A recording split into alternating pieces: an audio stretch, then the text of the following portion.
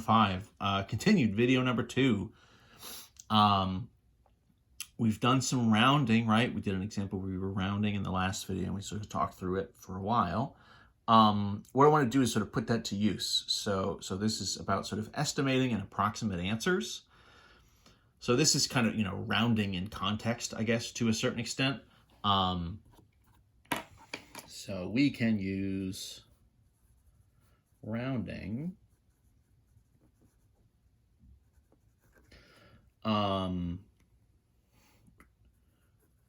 when we're estimating,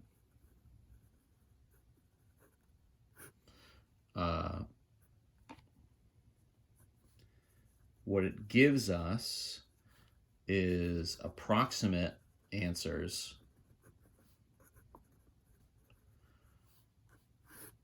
rather than an exact answer. So we kind of talked about this conceptually a little bit in the last video, right? So in the context of actually like doing a problem, maybe I'll just sort of write one out here. So say I've got 25,380 minus 17,841, right?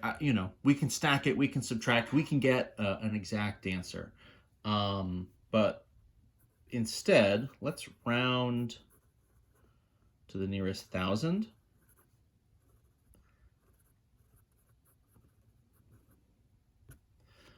And estimate to get sort of an approximate answer. So rather than get an exact answer and go through, 5 different digits worth of subtraction, we'll kind of, hand wave it a little bit, right? We'll sort of take it easy on ourselves. We'll do a rounding thing first and get an estimate for each of these numbers. And then from there, our answer will be, about such and such, right? So rather than get a precise answer, an exact answer by sort of stacking them all, the subtraction and just going, theory, maybe we save a little time if we estimate, and instead the trade-off is we get an approximate answer, right? Something that sort of is near, is kind of a reasonable, facsimile of what our final answer might be. Even if, like, technically it's not the exact answer, but close enough is kind of what we're after here.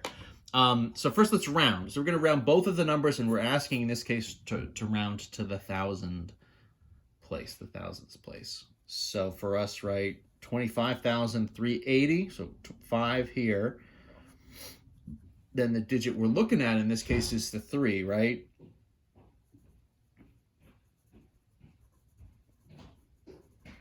So that's 4 or less, which means this is going to be a round down situation. So my first value, right, rather than 25,380, I'm going to round it down. And so rounding it down, so my options in theory, right, would be, add 1 to the 5 to do 26. That would be round up. Rounding down, you could be tempted to say, oh, so then do I do -1? And it's no. You just kind of leave it alone, right? So the drop in value really is happening after the sort of given place value. So we kind of keep that 5 put in the thousands place. And what we're losing here is the 380. So we're kind of losing that 380 in value and sort of dropping down. Minus... Okay, so same thing in the second value, right? So the 1,000.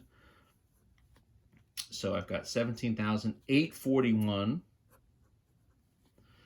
right? So now my 8 here is larger than, right? 5 or higher.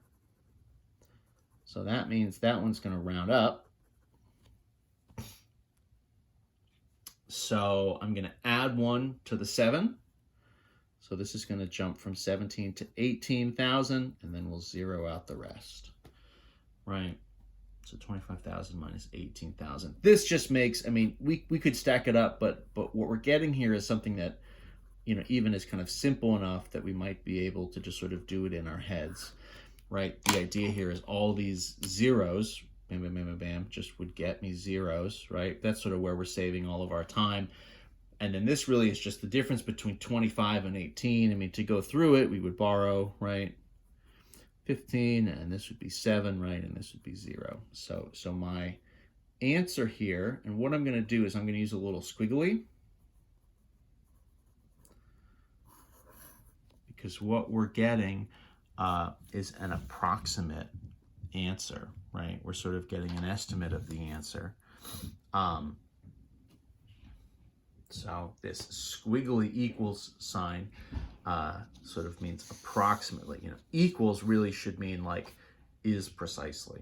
Now, obviously, 25,000 minus 18,000 is precisely 7,000.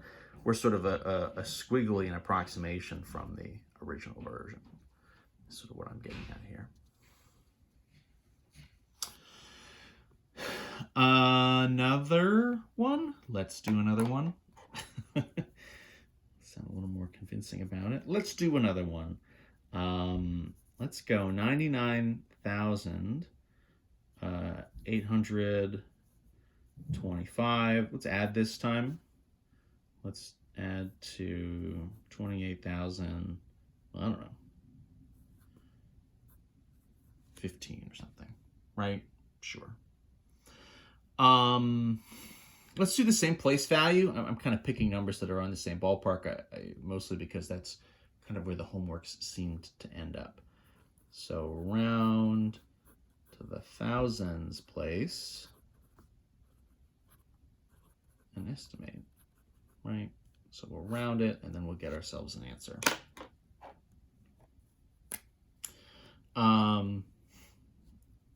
So thousands again, right, is here. If I look back at the 8, 8's going to be 5 or larger, right? Larger than. So this is going to be a round up. And the reason I picked this one this time is it's a little bit of a special case. So what will happen, right, is I've got 9 here. And if I add 1, in theory, right, what's going to happen is that's going to take us from 9 to 10. So, okay, so I was at sort of 9,000, so I'm going to jump up to, what would be 10,000. That's also going to add 1 to the 9 that's here. And so what's happening now, if I think of this from the thousands perspective, I have 99,000, but I'm more than halfway to the next 1,000. So this is actually going to jump us all the way up. Adding 1 to 99 is going to bring this all the way up to 100,000. And then obviously my hundreds and tens and ones place are all zeros. So I wanted to show you one of the things that can happen when we're rounding. If we're rounding up, this sort of carrying thing when you add can happen. So if you're rounding, a 99 something, right, a 999, a 9,999, and you have something like that, and it ends up rounding up at any point, all those kind of plus ones will kind of cascade upward, and you'll actually jump up a whole place value. Again, visually, I think totally reasonable, right? If we put this on a number line, 99,825, you're definitely closer to 100,000 at that point than you would be then to jumping back to 99,000. It just can be a little bit of a surprise. It makes it seem like we maybe rounded to the 100,000s place rather than just the thousands place, but it's just this sort of cascading carrying that's happening. 28,000, a little more boring. 28. This is sort of the other end of the spectrum, 28, and then we go 1 to the right, and it's just a 0. That's clearly less than, right? I mean, that's as small as it can be, so that's going to be a round down. So we'll keep 28, and then our 3 digits here, right, will just be 0, 0, and 0. We'll add this together, and this one we can do almost without even writing it out, even though here I am writing it out and stacking it. Right, this would clearly just be 128,000. So approximately, right, 128,000, that's where we would end up. In that ballpark.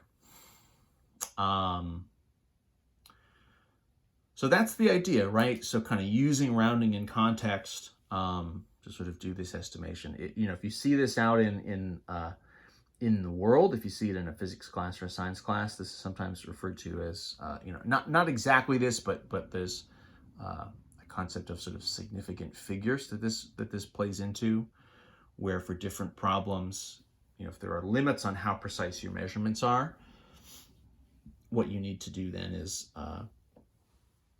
rounding at different stages to kind of make sure you're not accidentally kind of claiming you have a more precise answer than you do.